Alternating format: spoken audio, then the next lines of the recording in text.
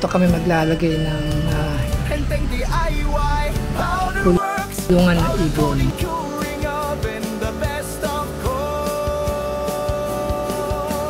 Kung hanap mo i-finish na matibay, makita maganda walang kapantay. Eto, dito namin ilalagay yan.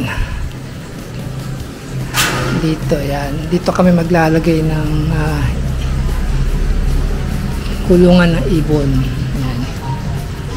And at with consent na yan kay mother. Yan dyan. Yan. Okay, ito sayang di ko na umpisan kung paano ko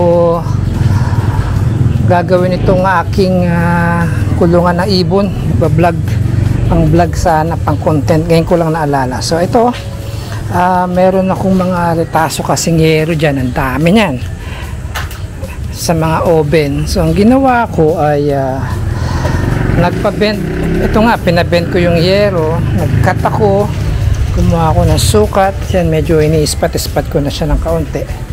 Tapos ito, yan. Tapos itong screen na nabili ko ay hindi basta-basta screen na ordinary. Malaan na siya, matigas, hard na chicken wire. Hindi tulad ng mga ordinary chicken wire na mabebend mong ganun. Ito hindi mo mabebend at napakatigas. Parang gauge 16 siya. Parang ang nangyari dito ay yung parang sa sampayan natin ba, sampayan ng mga damit, yung alambre niya, tigas. So ayan, ito siya. Yan. At abangan nyo at gagawin natin itong kulungan at ipa-powder coat natin. Magiging background niya ay puti. Kasi ang tulad na sinabi ko ay yung lalagyan natin ito ng mga golden finches. Yung ibon na maliliit pero mga 7 colors siya. 7 colors yung isang ibon. Ano naman siya? Yung ibon na yun, captive bred na siya, yung kumbaga yung talagang naibi-breed siya, hindi siya wild na ibon, parang mga African lovebirds, cockatiel, yan, mga lovebirds, parang ganun lang siya, yan.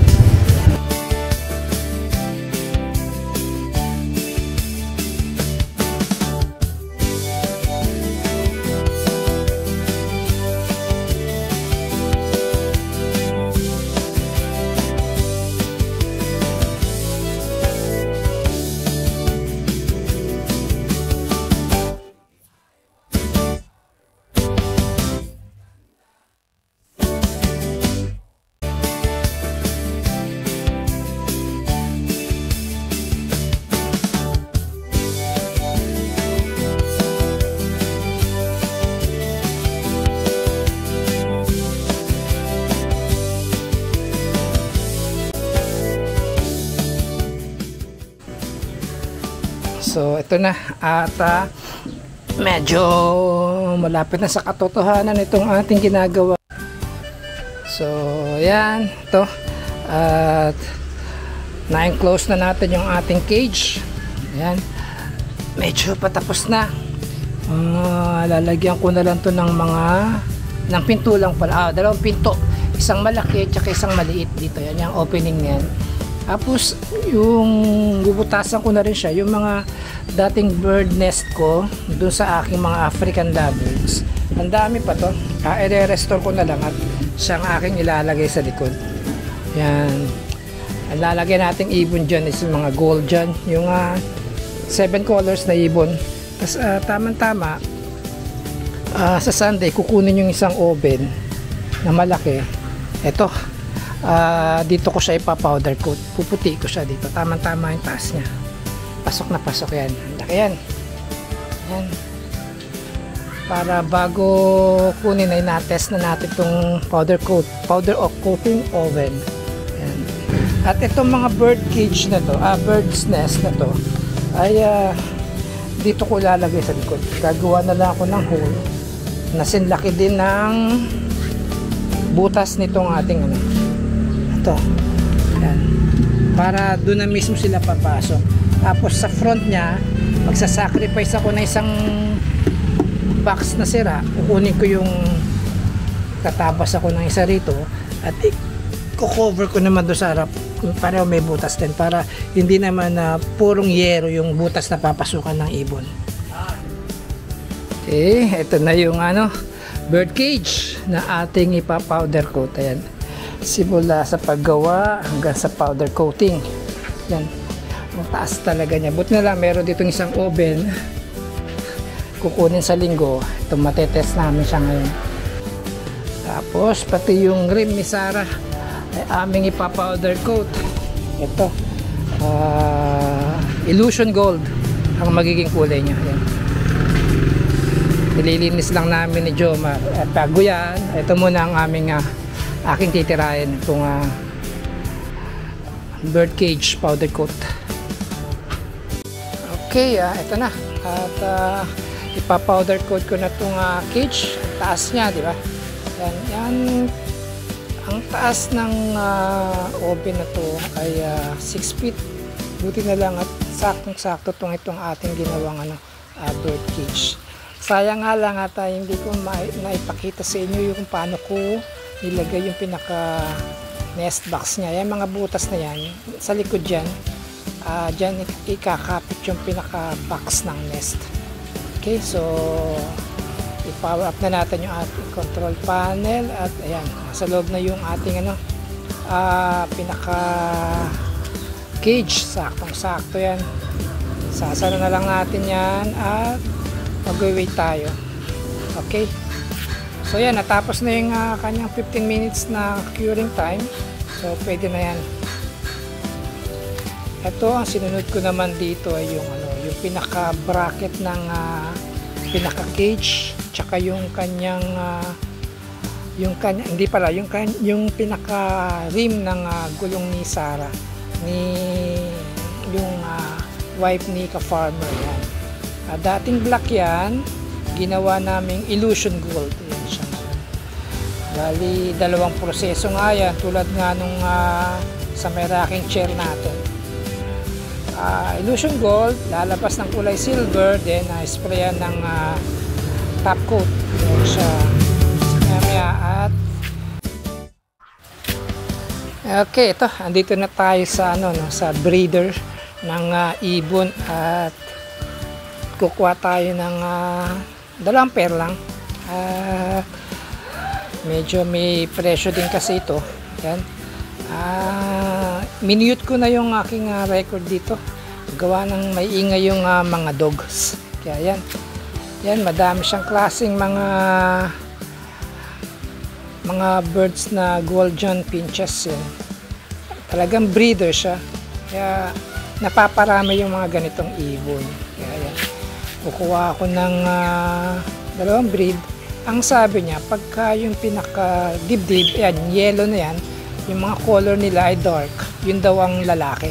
At kung light naman yung pinaka nasa dibdib na color, ay yun naman ang female.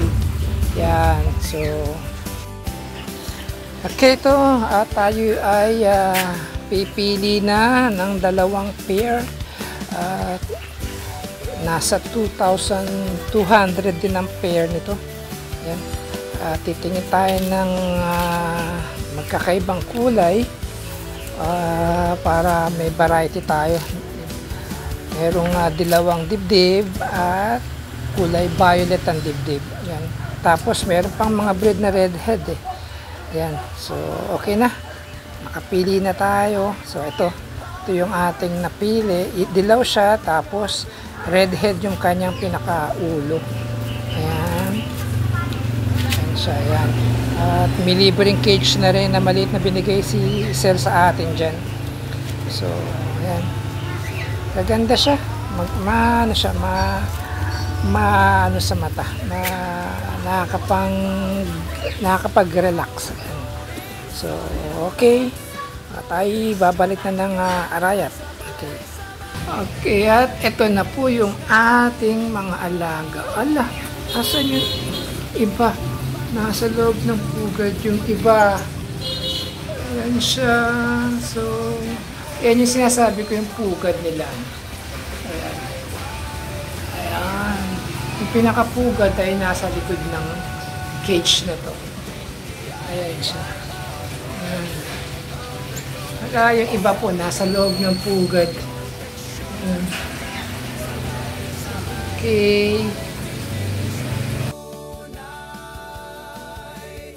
Enteng DIY Powderworks, tibay at ganda, sigurado. Ayan, no? Ito yung itsura ng ating na powder coat, no? Kahit yung screen mismo ay na powder coat niya, kaya hindi na siya basta-basta kakalawangin at hindi basta-basta mag-fade yung ating screen kahit nakapitan ng tukapan ng mga ibon yan. Tapos sa likod niyan, makikita nyo yung kanyang pugad. Tagusan niyan, yung butas na yan ay tagus sa likod. Okay? Tayo naman ay pupunta sa likod. Okay. Ito, meron din pa ako isang alaga ditong isang pares na kateo. Ayan sila. Sumisipol po yan. Yan siya. Ito yung kanyang pugad. Ayan. Tagusan yun sa likod.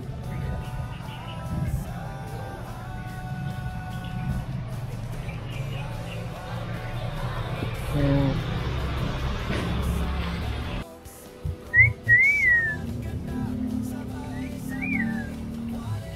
Ayan po, umuhuni siya. Ayan.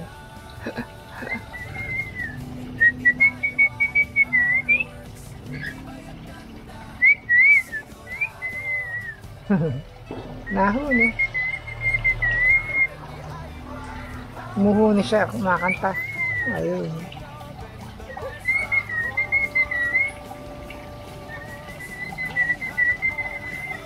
Ito po kasi, tinuruan ko ito mag-mimic ng sound. Nung mali pa siya, ay ang ginawa ko sa kanya, naglagay ako ng Bluetooth speaker. Nakaano sa YouTube. Tapos lang siya, puro yun lang ang naririnig niyang tunog, yung sipol ba na yung ganun. Kaya hanggang sa nakasanayan niya naririnig yun, every time na sisipol din ako ng ganoon ay gumagaya siya. Ngayon kumakain lang. Tsaka sa ganitong ibon, yung lalaki lang ang maingay, ang mahuni.